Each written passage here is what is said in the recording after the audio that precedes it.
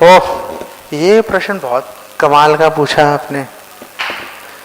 ये बहुत ही बढ़िया प्रश्न है कि जब प्रॉब्लम में आते हैं तो वरिष्ठ वैष्णव के पास कई बार याद भी नहीं आता वरिष्ठ वैष्णव के पास जाना है, या फिर पता भी हो तो हिम्मत नहीं पड़ती जाने की, या कोई और भी कारण हो सकते हैं, तो फिर आखिर कैसे जाएंगे उनके पास में।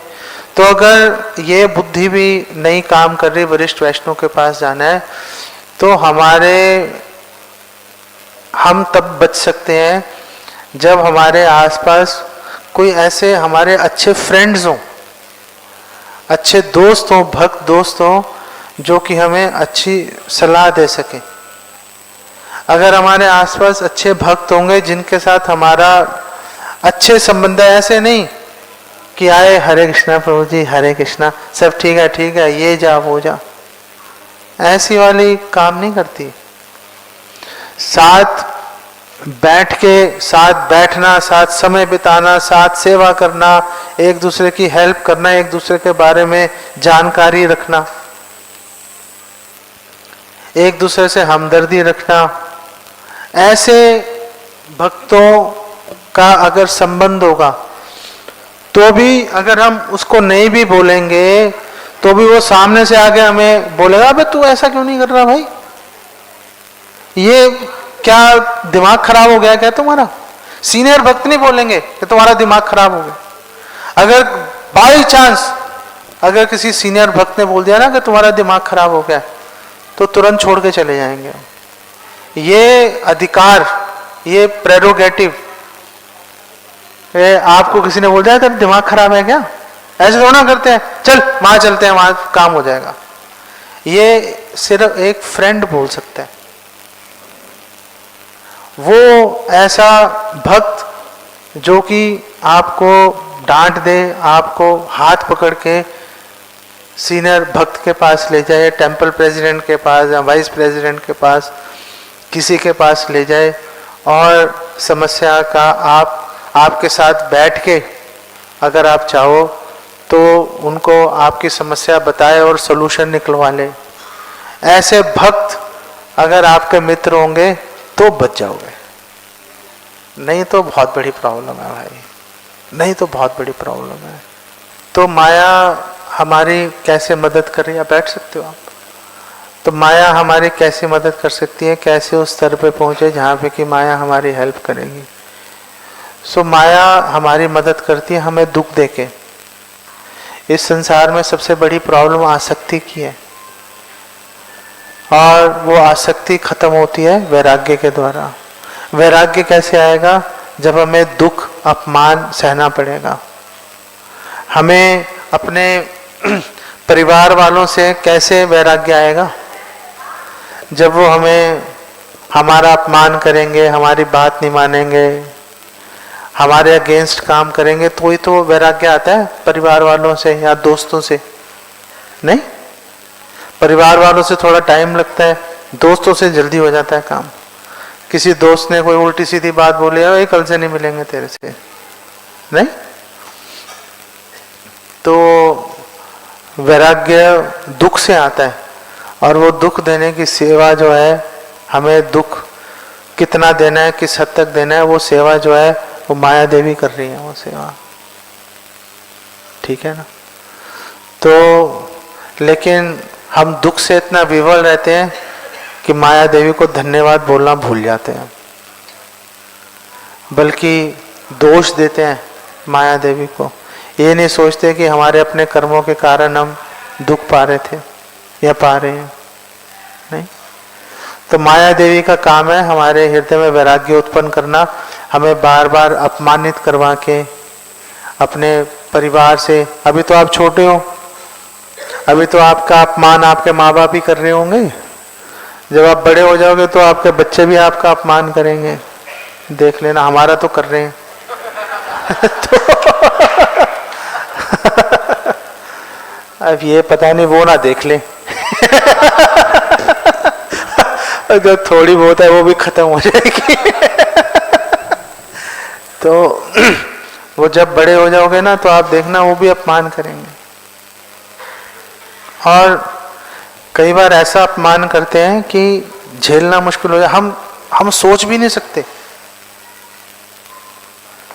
जैसे मेरे एक रिलेटिव थे और बहुत ही स्वार्थी थे, हमेशा अपने बच्चों के बारे में सोचते रहे। हम कहते हैं यार क्या अजीब से बच्चों के बारे में लगे रहते हैं, मतलब एक न्यूट्रल भी एक व्यू होता है ना, वो तो लेते नहीं है। फिर वो धीरे धीरे बूढ़े होते चले गए, अब बूढ़े हो गए, बच्चे बड़े हो गए, अब उनके अपने परिवार खड़े हो गए, उनको बच्चे बड़े हो गए उनके। अब उन्होंने उन्हीं अपने पिता को जिन्होंने पूरा जीवन लगा दिया उनके ऊपर, जब तक निचुड़ नहीं गए ना, रिटायरमेंट के बाद भी काम करते रहे कि हाँ भाई कुछ पैसे लेके आऊंगा, घर में दूंगा, बच्चों को फायदा होगा, ऐसे सोचते रहे। अब बिल्कुल चलना बंद हो गया तो जाके छोड़ा उन्होंने काम करना।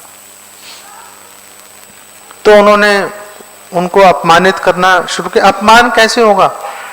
अपमान ऐसे नहीं होगा कि माँ बाप को गाली देंगे और उनको बात सुनना छोड़ देंगे, इग्नोर कर देंगे, ये बहुत बड़ा अपमान होता है। नहीं तो हम तो खैर पहले ही उनके अगेंस्ट थे, हम अजीब से हैं, मतलब बच्चों के बारे में सोचते रहते हैं। तो कई वर्षों के बाद एक बार मैंने कहा चल, वहां से निकल रहा था मैंने कहा चल मिलता चलता हूं उनसे। तो उनका घर दूसरी मंजिल पे था, मैं चढ़ गया दूसरी मंजिल पे और मैंने कहा वो कहाँ है? अंकल जी कह रहा हूँ उनको हमने नीचे एक कमरा लेके दिया हुआ है। मेरा वो कजन ब्रदर मिला, कह रहा वो नीचे कमरा लेके दिया हुआ है उनको ग्राउंड फ्लोर पे। मैंने कहा यार कितना आज्ञाकारी बच्चा है।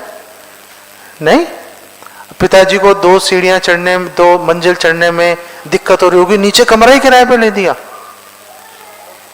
तो मैंने कहा दिल में बड़ी प्रशंसा का भाव बढ़ गया उसके प्रति, अपने कजन ब्रदर के प्रति।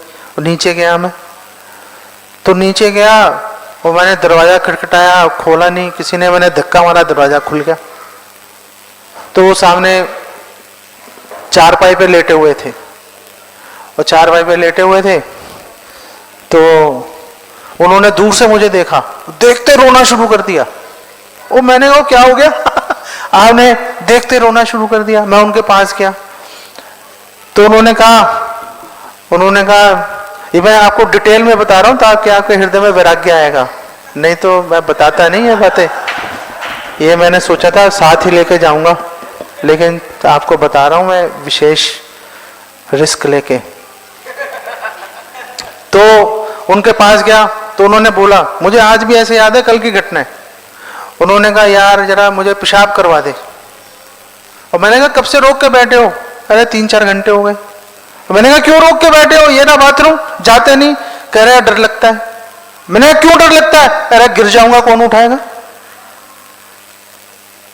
मैं भुचक्का रह गया। उनको लेके गया, पकड़ के पेशाब करवा के लाया। तो मैंने कहा ऊपर से नीचे कैसे आ गए? ऊपर से नीचे कैसे आ गए? कह रहा यार एक बार ऊपर टॉयलेट कर रहा था मैं और मेरा पैर फिसल गया, जो मल है मेरे पैर पे लग गया, उसको कौन धोए, मैं तो धो नहीं पा रहा था। कह रहा उसी में आधा दिन झगड़ा चलता रहा, फिर वो मेरा लड़का आया उसने धोया, तो मेरी बहू ने बोला भी यहाँ नहीं रख सकते अब इनको, तो मुझे नीचे धकेल दिया। और मैंने कहा खाना पीना? कह रहा बस वो मेरा पोता आता है वो दरवाजे से ही यूं थाली यूं सरका के फेंक देता है। मैं अपमान की बात बता रहा हूं आपको, अपमान की। हम सोचते हैं कि हमारे साथ ऐसा नहीं होगा। मंदिर में भक्त जो है बड़े कठिनाई से रह रहे हैं, अभी कठिनाई आप देखना कितनी आएंगी आपको गृहस्थ में, आप देखना। वो ऐसे थाली यूं कर देता है, फिल्मों में भी नहीं ऐसे देखने को मिलता। तो मैंने उनको बोला है छोड़ो। हालांकि मैं बचपन से उनसे नफरत करता था, बचपन से, क्योंकि स्वार्थी थे वो, लेकिन देख नहीं पाया। मैंने कहा आप चलो मेरे साथ घर चलते हैं, मैं आपकी सेवा करूंगा। तो उन्होंने कहा नहीं यार यहीं पे मर जाऊंगा, अब जा नहीं सकता, उसकी बेइज्जती हो जाएगी अपने बच्चे की जिसने वहां पे छोड़ रखा। मैंने कहा देखो आपकी बात समझ नहीं आ रही, लेकिन मैं आपको दोबारा नहीं देखने आऊंगा क्योंकि मैं नहीं देख सकता। उन्होंने कहा नहीं मैं समझता हूं, कोई बात नहीं। थोड़ी देर बैठा मैं उठ के आ गया। फिर पता चला कि उनका देहांत हो गया। तो मैं गया उनके क्रियाक्रम में शामिल होने के लिए, तो पता चला कई घंटे से मरे पड़े थे। तो जब वो सफाई करने वाली आई मेड, तो उसने देखा है तो मरे पड़े हैं और शरीर के ऊपर चूहे दौड़ रहे थे। तो अपमान की बात यह है, ये सारा अपमान कौन करवा रही है? ये दुर्गा देवी करवा रही है। इसलिए बहुत दयालु है और बहुत सहायक है हमारी दुर्गा देवी। लेकिन हम भी ऐसे विलक्षण लोग हैं कि दूसरों के अपमान को देख के सीखते नहीं है। हम ये सोचते हैं जब तक हमारे साथ ही नहीं बीतेगी तब तक नहीं मानेंगे हम। दूसरों के साथ हो गया, हमारे साथ नहीं होगा, नहीं। तो कहने का अर्थ यह है कि बुढ़ापे में घर में मत रहो, पहले से सोचो कि उचित समय आने पर घर छोड़ना ही है, तो थोड़ी बहुत इज्जत बनी रहती है, नहीं तो बहुत बुरी हालत हो जाती है।